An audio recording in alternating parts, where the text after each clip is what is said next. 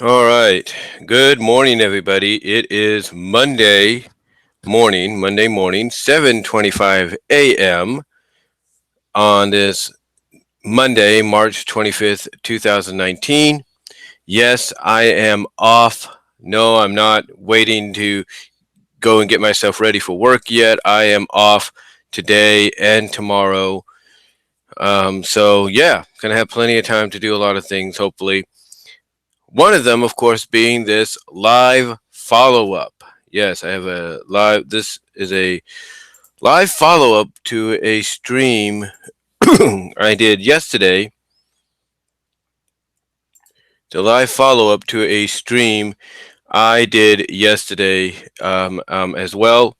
Not as early as today, of course, because I mean, even though my schedule is open for most of the day to do, any kind of video live stream or whatever. I also have my family to kind of, well, not my family, but I gotta kind of watch the time because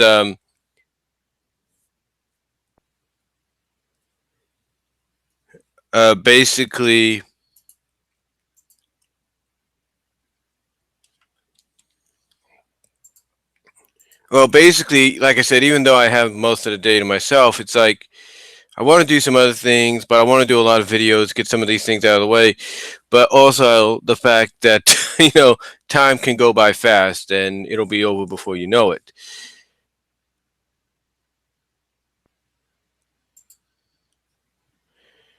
Um, anyway, anyway, I wanted to come on here, like I said, and talk about this for a second.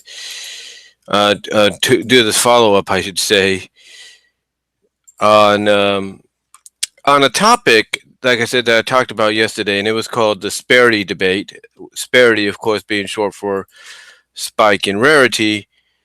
In My Little Pony Friendship is Magic, in the little romance ship relationship, however you want to call it. Sorry, my thumb hit the mic there. Well, like I said, however you want to call it. Um, basically, I talked about many reasons why it's around and why if Lauren Faust didn't want Spike to go with Rarity, he could have chosen someone else, another pony in the main six for him to fawn over, go gaga over, but she didn't because she had reasons. Apparently, she had some reasons, and you know when you think about probably what those reasons could be, you could understand that. Um, and yeah, and here's the thing. The other thing I talked about at the end of the live stream or towards the end was the fact that I think the reason you have a lot of fans that kind of don't like this pairing, the reason they don't like the pairing is mostly the fact that they're kind of in denial. And I say that with all due respect, like I did yesterday and I do now. I say that with due respect. I say that because of the fact that they come up with all these different excuses as to why Spike and Rarity won't work, who Spike should really be fawning over, and just try to grow out of the situation and or grow out of this little crush or infatuation that he has with Rarity. And I'm not denying that he shouldn't grow out of it. If they want to do that, then go ahead and do it. But excuse me. But there's a reason why it's still kept around as long as it's been around. And I think anybody listening, whether they're part of the fandom or part of the staff, know there is a reasoning. I mean, why did Nicole Duboc or Dubuque, sorry if I pronounced that name wrong, her last name wrong, but why did she decide to bring it back in season 8? She could have easily taken Megan's approach and said, okay, we'll sprinkle it in once in a while, but let it cool off, let it kind of phase out maybe, and maybe fans will completely forget about it, and maybe we can move on. Nicole could have done that, but she didn't. And let's be honest, Megan didn't even do that really either. I mean, like I said, true, she kind of cooled it down a little bit, let it kind of cool down, simmer off, kind of have a cooling period to be like, be put on the sidelines and everything until maybe it was really needed. And Nicole came in and said, you know what? And Nicole probably came in, talked to Megan, and probably said, you know what? As well as the rest of the staff when she took over as executive producer. And she probably said, you know what? We probably got one or two more. We probably got about two more seasons. This season, season 8, and the next season, season 9, which is upcoming. We need to answer a lot of questions. We need to tie up a lot of loose ends. We need to address some things that fans want us to address. And I think when she looked off the list of what needed to be taken care of and addressed and whatever, Spike and Rarity's relationship was probably one of the, I wouldn't say one of the top priorities, but it was right up there of what fans wanted resolved. And I'm not saying she was, but I would not be surprised if Nicole, and I think I've said this before, was a shipper herself of Spike and Rarity.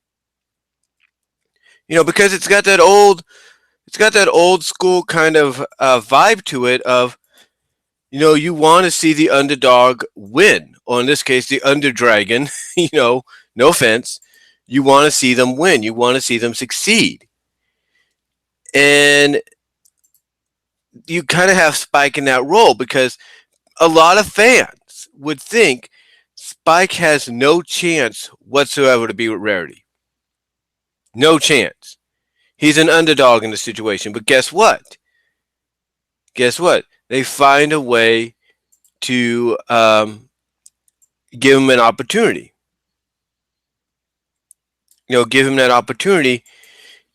And that's what they're doing. That is obviously Nicole. That's what she did. She started I guess you could say the process of giving Spike another shot at being with Rarity, but the way she did it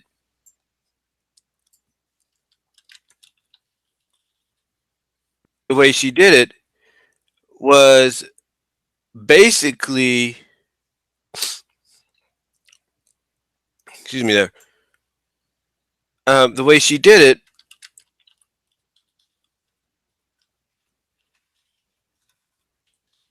was just with slow references. It was just with slow references. And I think a lot of fans would appreciate that.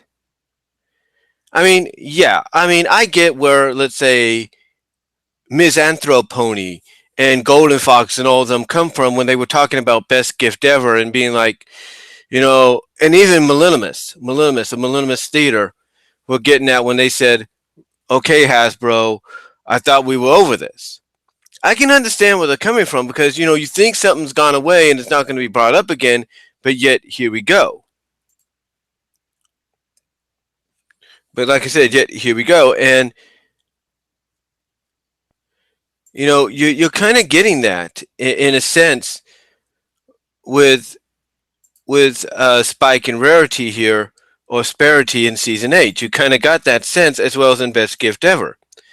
But again, I think it all goes back to the fact that Nicole Duboc wants to, tie up a lot of these loose ends, give some kind of resolution to a lot of these plots, story arcs, minor story arcs, whatever, sub arcs, and try to focus more on the bigger picture. Which is why I think, again, she went back to Spike and Rarity in season 8. I mean, I said it before, I'll say it again. She threw in little Easter eggs here and there, especially in the season finale.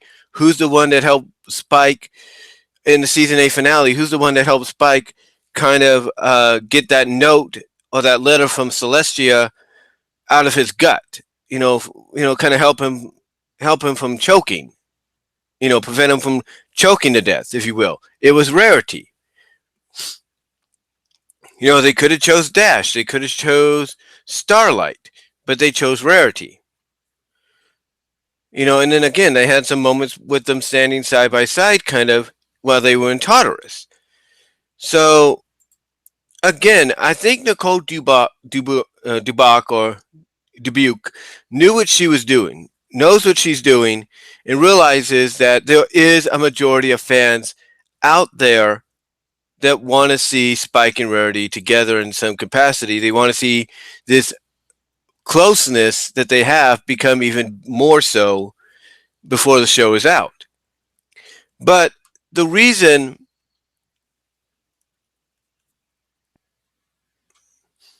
I also bring this up, and I know it's taken me a while just to get to it, about 11 minutes, so I do apologize on that. Or 10 minutes, I do apologize. The reason I bring this up is if you look at the description box, there's a link to an article from the MLP fandom. Now, this article is part review and part analysis, if you will. Part of the review is for issue 7 of the IDW Comics My Little Pony series, basically the Nightmare Rarity arc. Now, after that, you have an analyzing of the Sparity relationship, the Spike Rarity relationship. And I read a bit of this, and I have to say that it went into some good detail and actually asked a few questions that, even I and other people have brought up.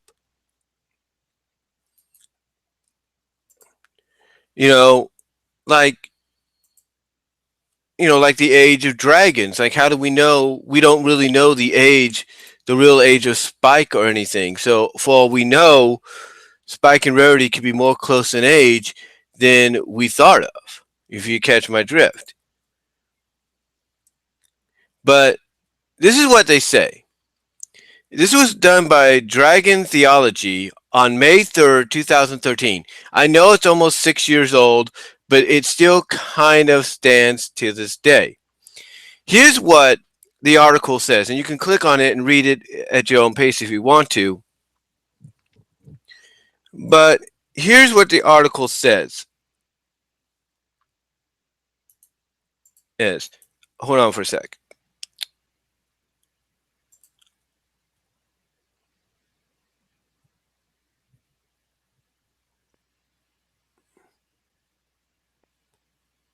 Hold on for a second.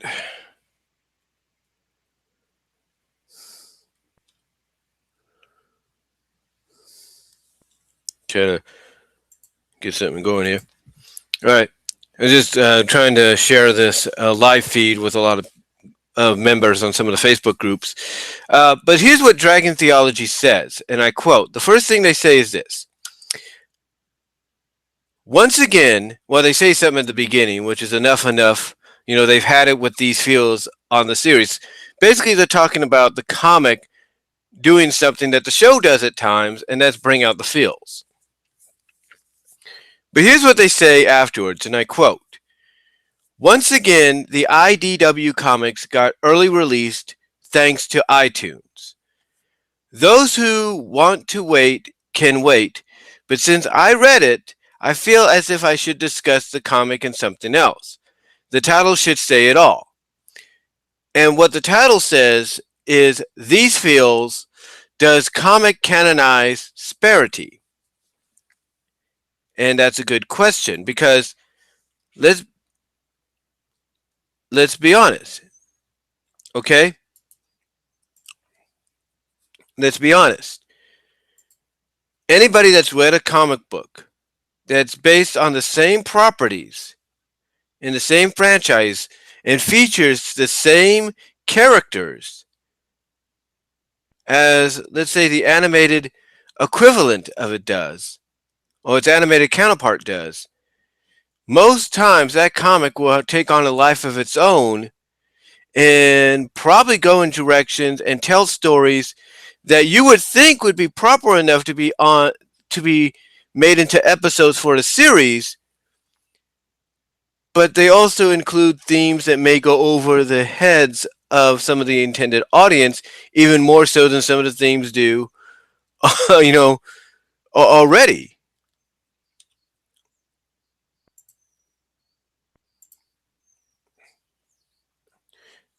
But this is what they said. This is what they said after this, and I continue. At this, okay, this is what they said after that portion where they said the title should say it all. This is what they also said, and I continue on, quote, at this point, you already know that I consider this almost better, if not better, than the actual series itself, that being the animated series. It has its own kind of charm to it I can't help but like.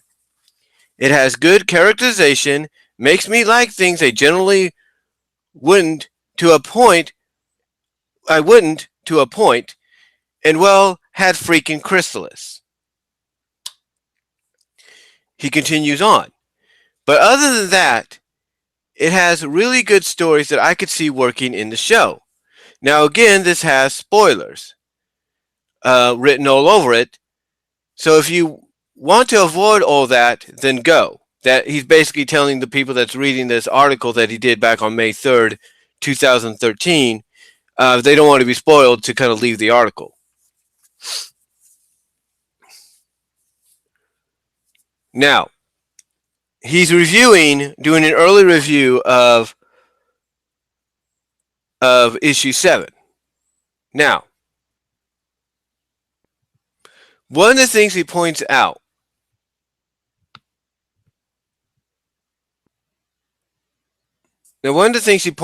is during issue 7, which was part of the Nightmare Rarity arc, everybody in the group is trying to get through or break through to Rarity, try to get her to, uh, weaken the Nightmare Force's control over her. And they mentioned that every one of them in the main group, the main 6, or 5 of the main 6, fail in doing so, except for Spike. I mean, they even say Pinkie, they even mention that Pinkie Pie can't even get through to her. But he mentions that they have Spike. And he quotes what Spike says to her. He says it's him, her Spikey Wikey. And that he says, you're the best. Please come back. But he kind of goes, you're the best. Please come back. Now, here's what Dragon Theology points out. That after Spike says that line, we get our first little hint. Rarity, or Nightmare Force as she is, eyes Raver in a teary fashion. Now, Dragon Force does say that they're going to be honest here. They thought it was cute and sweet and all, but that was also one of the most cheeseball things they've ever seen in the series so far. But that's their opinion. They do mention that you have other elements trying to break in and without any avail, but it's Spike being all sweet on her that gets her eyes flickering. So he goes on to talk about afterwards, right?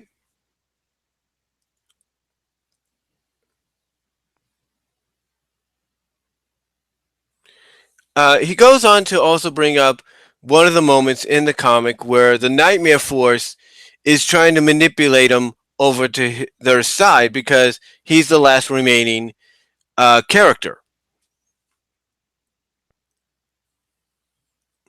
And they even say that they even put captions under the pictures that they use saying trying too hard, way too hard, so hard in fact you can practically see what they are trying to do, that being the comic and the writing staff.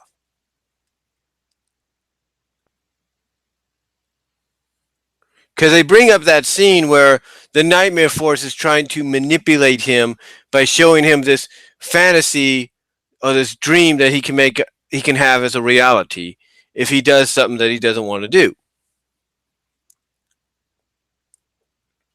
Now, They bring up that he's able to see through it and say, no, Nightmare Force, I'm not falling for it because you're not Rarity. You're not my Rarity. I ain't falling for it.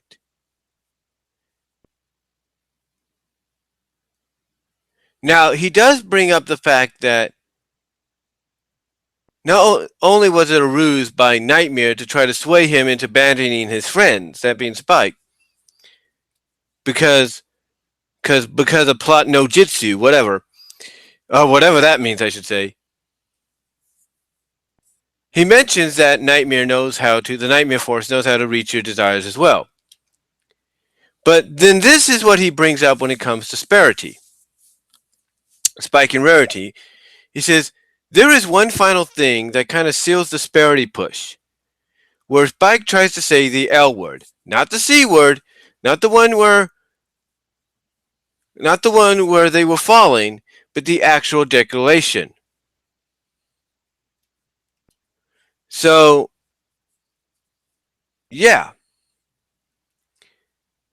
basically, they bring up the fact that not Nightmare, but Spike, after seeing through the ruse, is still trying to get to Rarity and says the word, almost gets a chance to tell her he loves her. Not, I have, I just want to, not like he did in Secret of My Excess, where he says, Rarity, I gotta let you know, I've always had this crush on you. And she hushes him because she already knows. No, he tries to say the LOV word. And you can kind of see where Dragon Theology is trying to get at, right? They're trying to, they're trying to basically say, and they do have a good point when they bring this up, that it seems like the comic is more in favor of pushing Spike and Rarity as an item, excuse me, more so than the show does. Because they did update, I think they did update, because they mentioned that one of the last panels you get in, I believe, what is it, issue 8, the last issue, I believe, I'm not, of the Nightmare Rarity arc, I'm not really sure.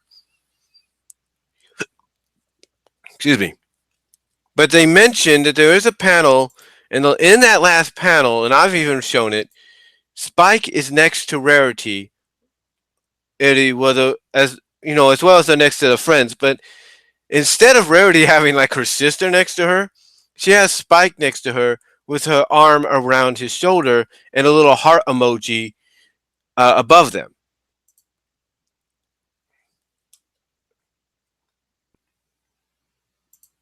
So it's almost like the comic is most definitely trying to, at that time, and I think even still now, trying to push the envelope when it comes to a relationship like Spike and Rarity, which I have no problem with.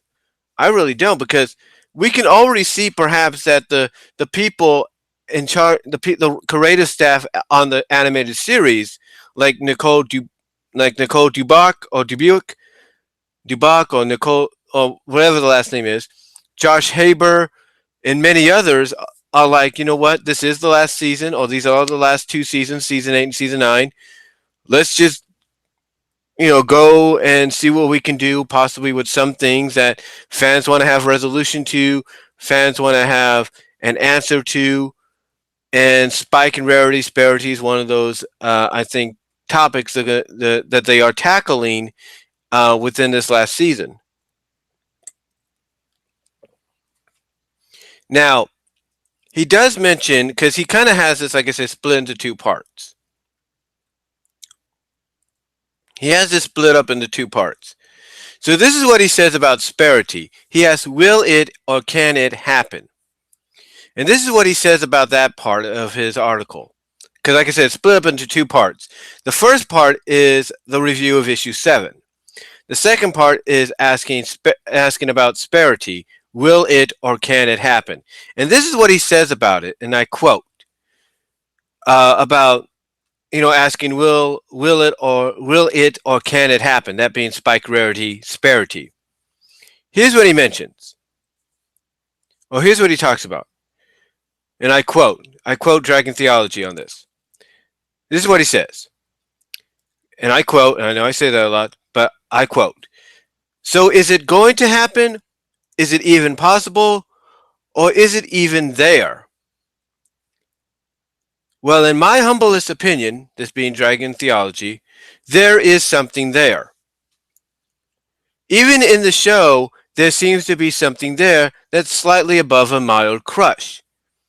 If you think about it, the fire ruby served as a symbolism of Spike's devotion towards Rarity, and the way she treats him is similar to one who understands his feelings and wants to keep him happy as possible without crushing his spirits or getting his hopes up. Now that is a good. Now I'll give Dragon Theology credit. That is a good analyzing. Like she knows. Now remember, this was done in 2013. This was at a time where fans still speculated that she knows, and it was shown in Secret of My Excess that she knows, but she doesn't want to like have to sit him down and say, look, I appreciate the affection and everything, but this is not going to work because of this and that. She doesn't want to do that because he's putting his heart and soul into pleasing her, into helping her, and doing things that normally she wouldn't think someone would do for her. Anyway, he continuing on. This is what Dragon continuing on.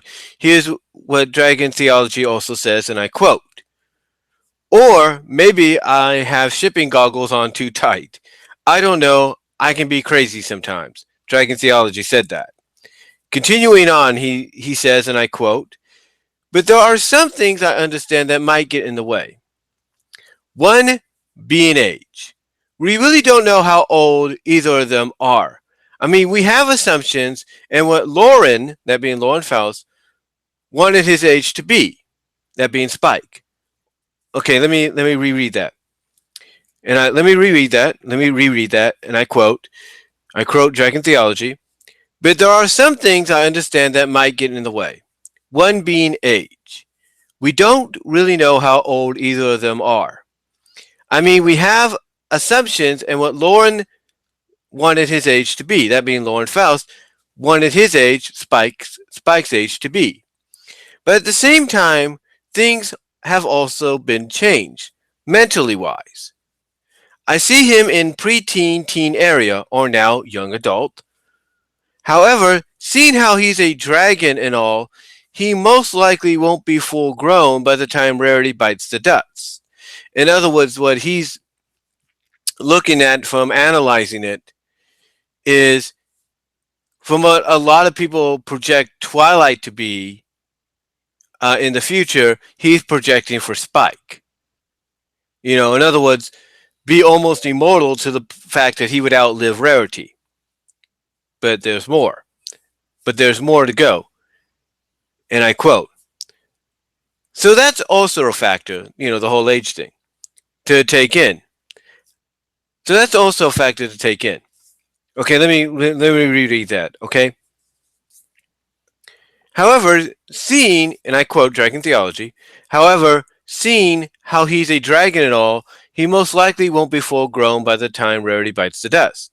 So that's also a factor to take in.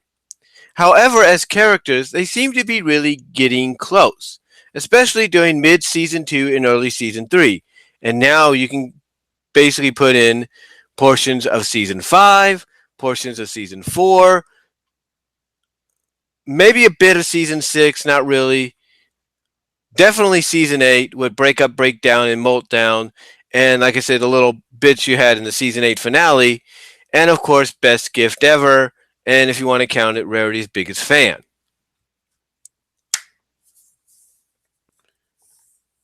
But continuing on. The comics, and I quote Dragon Theology, the comics also seem to like it because they did nods to it as well before the issue. Like, why does she have a picture of Spike with her on a vacation trip? And they show a picture of her on her vacation where she has a picture of her cat, she has a picture of Applejack, and she has a picture of Spike. Nobody else. Now, He did put a poll up. He did put a poll up. I don't know if it's still active. He did put a poll up asking if is Sparity spike rarity possible, and up to this point, as of right now, 125 say yes. 23%, 125 votes say yes, totally going to happen.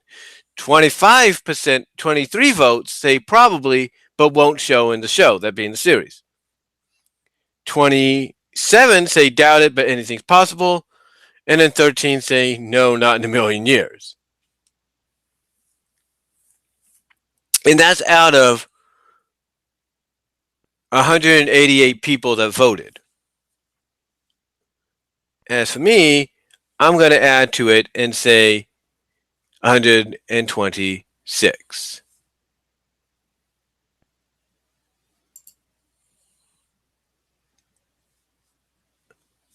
So that makes my vote counted to up to 189 votes. But anyway, it was this article, and again, you could read it yourself on your own time, that got me thinking, about doing this follow-up, like I mentioned earlier. And yes, it's a bit early, so I'm a little probably going all scrambly rambly, if you will, with my wording, so I do apologize.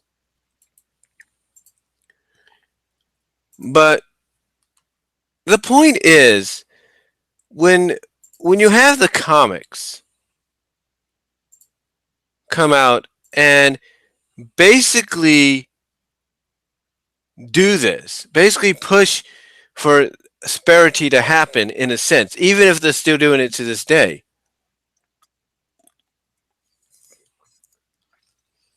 it's honestly not that big of a surprise, because you see, in comics, as I was mentioning earlier, comics can be completely different. You see, like I was trying to mention earlier, I think, when you have a comic book with the same characters, that feature the same characters in the same world as an animated adaptation of that same series does, the comics most time will be a little bit more lenient. They'll have a little bit more freedom to do things normally you wouldn't see in the show. I'll give you a good example. Comics that I used to collect and still collect, or try to still collect to this day, are Transformers Generation 1 from when they were under the Marvel Comics license. You could definitely see a big difference between the comic books of Transformers Generation 1 and the animated series. The comics were a little bit more violent at some time, and sometimes even darker than the series. We wouldn't get the dark tone of what we sometimes got in the comics until we get the Transformers 86 movie and then the third and fourth season. And that's it. We wouldn't get those kind of darker elements until we got into the movie and the later seasons that happened afterwards, that were in conjunction with with the movie. Like, the 2017 My Little Pony movie acts like a bridge between season 7 and 8. Transformers the movie 86 did the same thing with seasons 2 to 3. But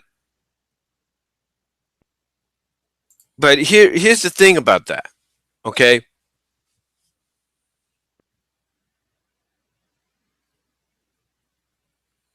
But again, here's the thing about that, and I'm not trying to ruffle anybody's feathers, okay?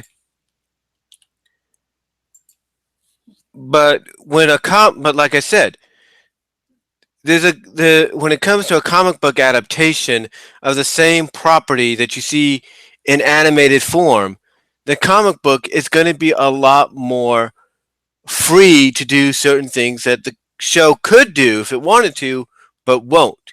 The show might hint at certain possibilities, at certain things and possibilities that you would see more likely in the comic, but they won't go all the way.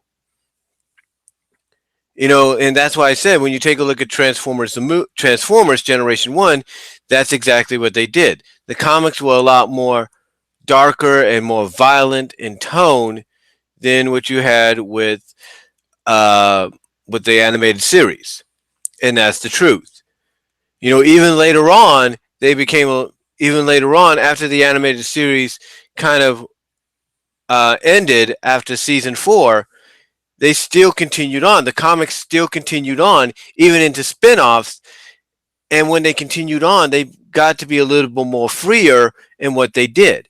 They got to become a lot more darker at times and a lot more violent at times than they were before when they were being released in conjunction with the animated series. So even though the animated series would go on to do reruns later on, the comic, for as long as it was out, got more violent, got more darker, and a little bit more mature than it was when it was, like I say, being released alongside the animated series, when it was being aired, when the episodes were being aired all new and everything at the same time. So, and hey, Valentine, thank you for tuning in. But, um, but yeah, and here's but yeah, that's a big example right there. Another big example that I have is, and I mentioned this before, and I'll mention it again. I was a fan and a collector for almost 20 years. Actually, yeah, almost 20 years. It would have been 20 years this year if they would have continued it. But almost 20 years, I was a fan of the Sonic the Hedgehog comic book by Archie Comics. I read the book, I subscribed to it, I got the spin-offs, all that. One of the things I was a fan of when it came to this series was the relationship between Sonic and Sally that got carried over from the Saturday morning cartoon series. This was one of the connections between both the comic book and the series, is both staff members and head writers understood that the main romance in the comic was between Sonic the Hedgehog and Sally Acorn. Now, later on, when we got Amy brought in, and then Fiona Fox and a few others, fans would start debating who Sonic should be with. I mean, I believe even during the Saturday morning cartoon, they would even suggest maybe the idea of Sonic being with Bunny instead of being with Sally. But anyway, when the comic ran into its later years, we had there was a lot of things that took place. There were major changes. Sometimes these changes were done because they were mandatory due to the fact that a certain character had a redesign debut in a game, and so they had to have the comic book design revamped to be in conjunction with that. In this case, it was Amy Rose. Amy Rose in the Archie comics decided to use what was known as the Ring of Acorns, which only had enough power for one wish, and she basically used it to age herself up.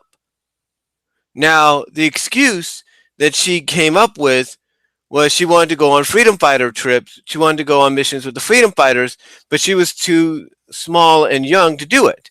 So she decided, okay, I'll age myself up. That will work. But everybody pretty much knows, any fan knows, and I think it was even alluded to in the comics, that the only reason she did that wasn't to finally go on missions, but to try to finally win Sonic's heart, because she's had a crush on him, and she felt, hey, if I age myself up, not only will I be able to go on missions, but I'll finally get Sonic's attention. And it was ever since then, since that moment, or a little afterwards, that fans started to debate the idea of Sonic being with Amy because they're both hedgehogs instead of Sonic being with Sally. They would come up with excuses.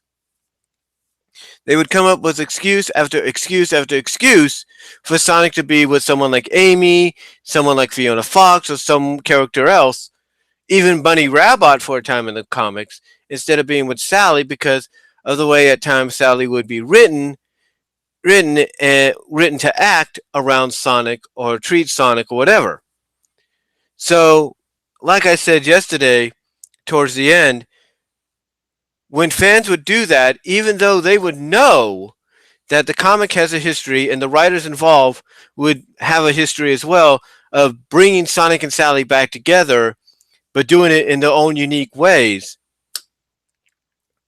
Even though the fans knew that, the only reason they would ever say, "Oh, Sonic should be with Amy," "Sonic should be with this character," "Sonic should be with that character," was out of denial. They were denying. They did not want to accept the fact that they knew Sonic and Sally were going to get together again. They were saying these things out of denial. And they have the right to do that. They do have the right. With all due respect, they have the right. And when I see fans acting that way towards, Rarity and Spike, even though they know this is something that's, been going on since the beginning of the series on both forefronts, the show and the comics, the only reason they keep bringing up the idea of, Rarity should be with Fancy Pants, or Spike should be with Smolder or Ember, or this character or that character, is because they don't want to accept the fact that they know inevitably, if not already, in their own unique way, comic book and show, animated series, I should say, that Spike and Rarity are basically more than just friends now. They're basically someone an item. They're basically inseparable in a sense.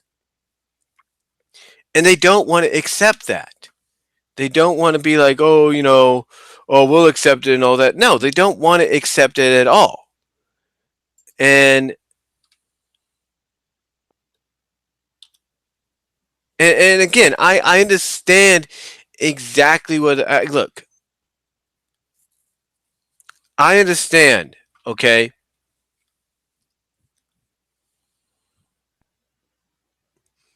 I understand how some fans feel. I really do.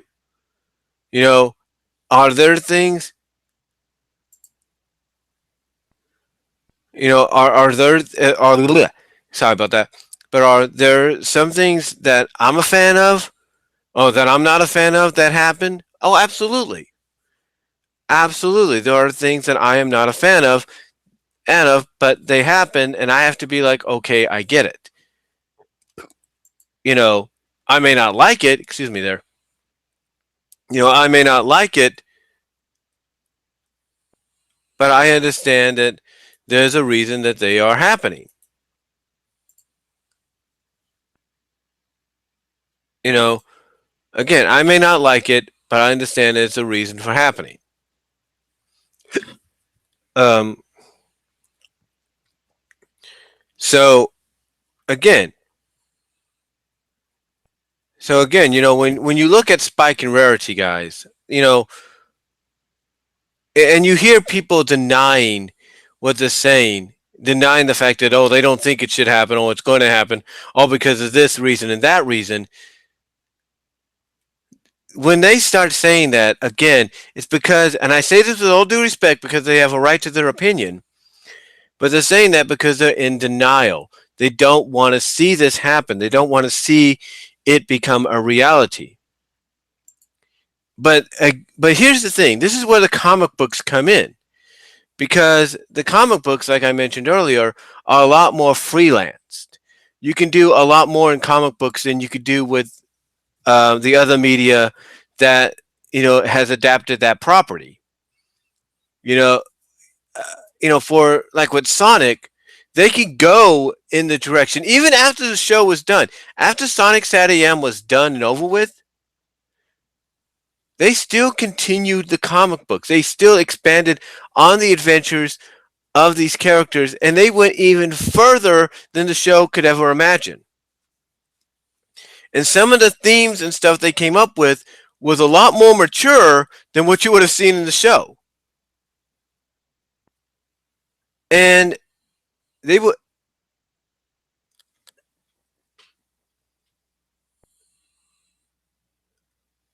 Hold on for a sec.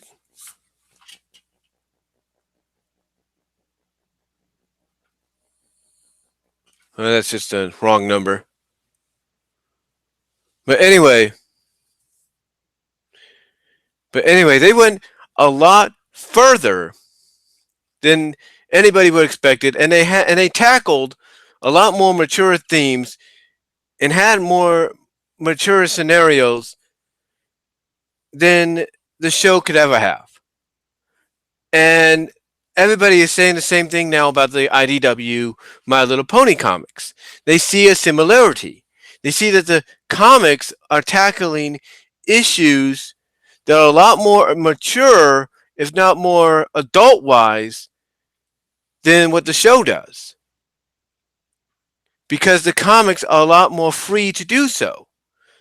And that's why, even to this day, I think they still kind of keep a nod, if not acknowledge, Sparity.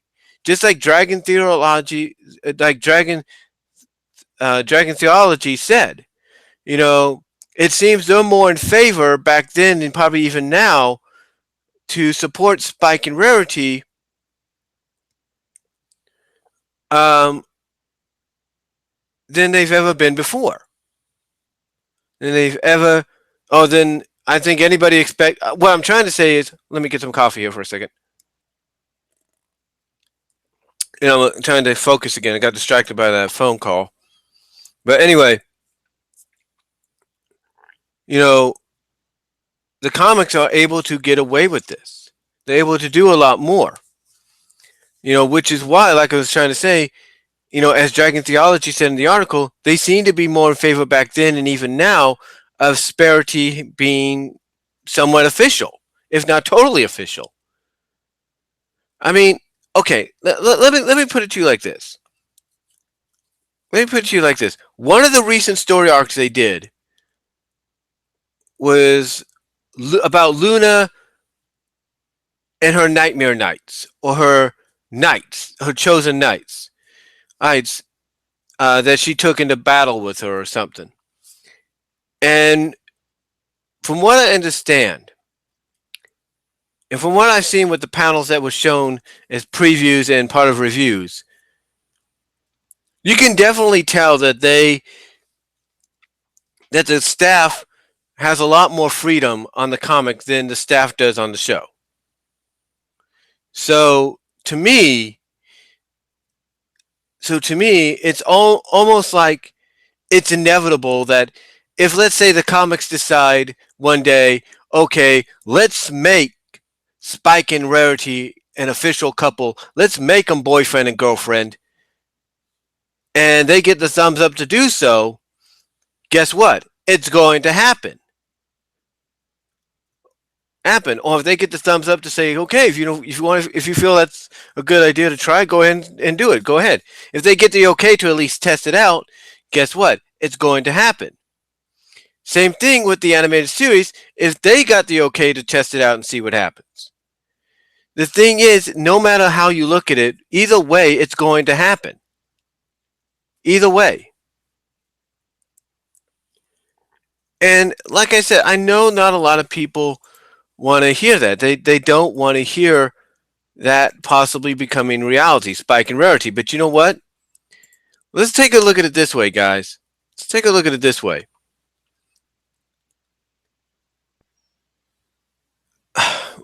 Let's take a look at it this way.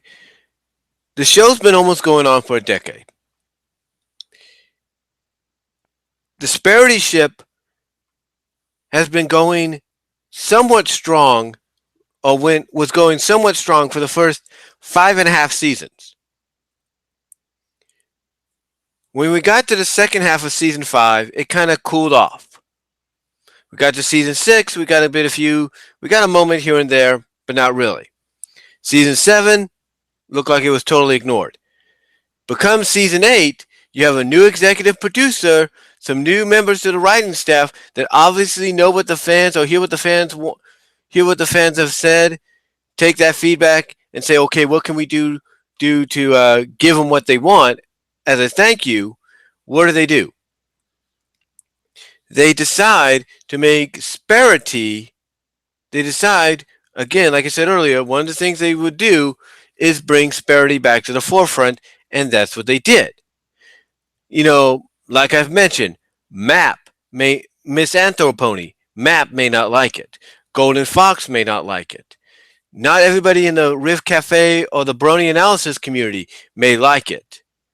But it's back. But the fact that you have Nicole Dubuque, or Dubuque, bringing it back along with Josh Haber and a few others shows that there is something there to build upon. And like I said earlier, I think they realized that, hey, this is the last season. These are the last two seasons, season 8 and season 9. Let's take all the things that fans have been wanting us to, you know, answer and tie loose ends up and do this and that, and let's use these seasons to do so, and that's what they're doing. So, like I said, everybody. Now, look. Now, like I said, I understand nobody's really a fan of this, a fan of Sparity and Spike, because some of the things they come up with is the fact that they can come up with, oh, well, Rarity does this, and that doesn't make her look good, and that's not a good choice for Spike. As I've mentioned before, Lauren Faust could have easily had Spike crush on someone else in the main six. Heck, they could have even had him crush on Twilight if they wanted to. They could have at any time just tossed this ship in the in the filing cabinet and forgot about it and let it cease to be and move on from there. But they didn't. Because like I said yesterday, this plays a major role in the lore of this series. It's kind of like it's like that ingredient that you need to make the perfect apple pie. If you don't have that certain ingredient, the apple pie is not going to taste good. Or if you like Watergate salad, aka ambrosia, you need certain ingredients for it. Pineapple. You need chopped walnuts. You need marshmallows. You need green jello. And if you don't have any one of those ingredients, it's not going to taste the same.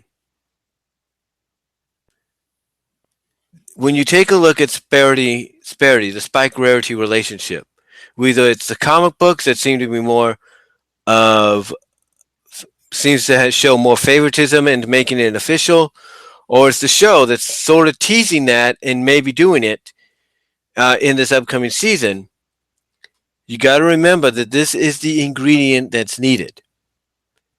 Nicole, Josh, and all of them may have noticed that perhaps the missing ingredient was Sparity, and that's why they brought it back.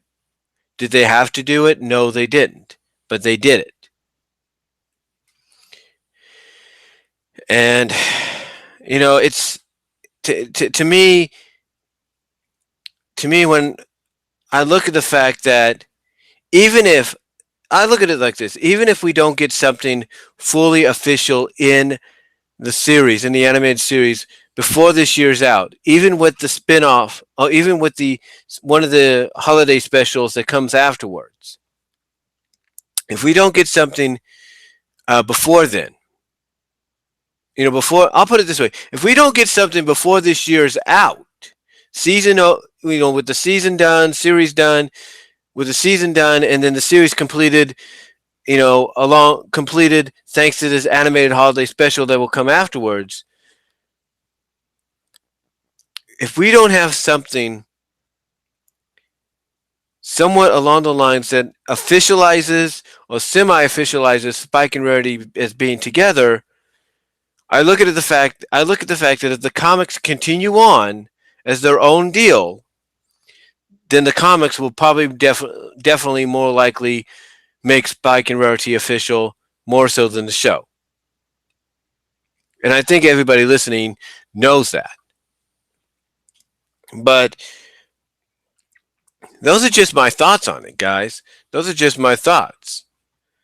I mean, Am I a fan? I mean, look, obviously, I'm a supporter and a shipper of it. But guess what? I'm not the only one in this community. There are some well-renowned analysis and Rift Cafe members that are shippers of Sparity as well. Voice of Reason, I Love KP a lot, Sweetie Bloom, and several others. Even Josh Scorcher, I think, is getting one over, aka Firebrand. I think he's getting one over along with Aramount, Ari.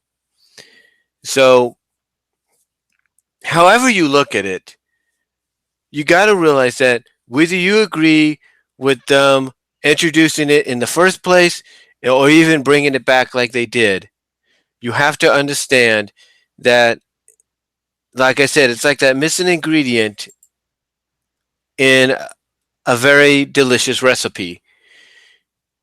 That recipe will not taste the same if it doesn't have that ingredient. It won't. It's kind of like when you look at other staples of franchises that have this similarity. You take a look at Superman. Where would Superman Clark Kent be without Lois Lane as his love interest? Yeah, they tried Wonder Woman and everything, but guess what? Wonder Woman and Supes may have been received in a positive way, but honestly, they weren't. But honestly, after they were received in a positive way, you had a majority of fans saying, okay, hey, that's cool. You want to pair these two up together, but what about Superman being with Lois? What are you going to do about that? You still had a majority of fans that outnumber the fans that support. I wouldn't say outnumbered, but I'll put it this way. When DC Comics decided to test out with the new 52 Wonder Woman and Superman, of course, not a lot of fans liked the new 52 series, which is why it was rebooted back into being just another universe. But this is why when they rebooted everything to make it be just another universe, that the Prime universe that has now been established basically continued with the Lois and Clark relationship. Because because a lot of fans looked at Wonder Woman and Superman in the new 52 being together and being like, okay, that's cool, but it's not the same. It's basically like I mentioned earlier. It's like that special uh, recipe that you put together. You tried to add a different ingredient to the recipe, and it didn't taste the same. And that's basically what you had with Superman and Wonder Woman. They tried to add Wonder Woman into the equation, make that the relationship or the main relationship in DC Comics, and it didn't work. It just didn't have the same vibrations or the same feel or vibe, I should say, that Lois and Superman did. So that's one of the main reasons I would think, or at least one of the part of the reasons they decided to reboot everything and just say, yeah, New 52 universe is just an alternate world. The same can be said for Spider-Man. Not a lot of people like what's happened with One More Day. If you want a good answer to that, watch Linkara's review on it. But if you look at One More Day as being an alternate universe storyline, and you take a look at one of the other Spider-Man universes as being the main storyline in the Prime world, where would Peter Parker be without Mary Jane? Where would he be? Where would Spider-Man be without a Mary Jane next to him? Or part of. I'll put it this way. Let me make more sense here. Let me get some coffee too. Okay. What I'm trying to say is, where would you know how different, how much of how different of a vibe would it be if Mary Jane in the Prime world is taken out of the equation or out of one of those universes that you could consider being the real universe, not the One More Day universe. I know a lot of people would consider that like a alternate universe, but let's say you pick out one of the other universes and say that's the prime one. What would your reaction be if they decide, okay, we'll take Mary Jane out of the equation and we'll put Black Cat? Yeah, they've tested Black Cat, Felicia Harding with Peter, Spider Man before, but they've always gone back to Mary Jane. Why? Because like Superman and Lois, or like Superman with Wonder Woman, it wasn't the same. It didn't. It had a different vibe that just didn't click. It was, it's basically like I said. It's like putting a recipe together and adding in an ingredient as a substitute, and basically the recipe just doesn't taste the same without the right ingredient. Point is, how this all connects with Spike and Rarity and the Sparity deal is no matter how you look at it, it My Little Pony Friendship is Magic, in the long run, if they took out the entire Sparity deal and acted like it never existed, it would not have the same vibe. For some reason, comic book and animated series wise, it would not have the same vibe. If you took out the Spike Rarity situation, it would not have the same vibe. I mean, I think even Megan McCarthy knew this because she, along with the staff, added in some Sparity moments, some Sparity, Spike, and Rarity moments in the My Little Pony movie. Rarity was the only one to say hello to Spike. He said hi back. He was the only one to stand right next to him when they were trying to hide from Tempest and her soldiers on the pirate ship, trying to calm her down. And the reason those were put in is because people like Megan McCarthy, even though she said it would probably that it's something that she feels would never happen, knows that without that being there, for some odd reason, the movie probably wouldn't be the same. Aim if you didn't have those Sparity moments in there. Now, hey, look, I'm just my opinion. I'm just guessing, if you will. I'm just guessing. But the point is, they probably felt that the movie wouldn't be the same if you didn't have some Sparity moments in there, and that's why they put those moments and a few others in. In the long run, guys, it's just the fact that no matter how you look at it, no matter how you look at it, Sparity, Spike Rarity is always going to be, and I said this yesterday in the live stream, and I'll say it again. No matter how you look at it, no matter how you feel about it, Sparity, Spike, and Rarity are always going to be a major part of the My Little Pony Friendship is Magic lore and history, no matter whether it's the comics by IDW or the animated show by DHX, aka All Star, All DHX, DHX, and All Spark Animation. It doesn't matter whether it's the comics or the show. It's always going to be a part of the entire franchise. It's going to be the heart of it. And if you don't believe me, there is a Valentine's set out. You can look it up online where you have one of the Valentine's Day card boxes with Spike and Rarity on the cover. So even Hasbro knows this. Because if they didn't, they wouldn't have allowed that card box with Rarity and Spike on the cover to be distributed. So, in the long run, guys, I think in the long run, guys, I think what we have to realize is no matter where you look at, no matter how you look at it, or what you like more so out of the Friendship is Magic series, I think we all have to realize that Sparity is always going to be a major integral part in the series. And whether we like it or not, we have to accept the fact that possibly in this final season, maybe in the comic after the show's over, we're going to get Spike and Rarity becoming an official couple, an official item, if not an official couple. So, we're just going to have to accept it either way it happens. Either way it happens, we're just going to have to accept and, not accept the fact that it's there, that it's going to happen. I mean, like I said, like I said earlier, are there situations and things that have happened in my life that I don't like but have to accept? Absolutely.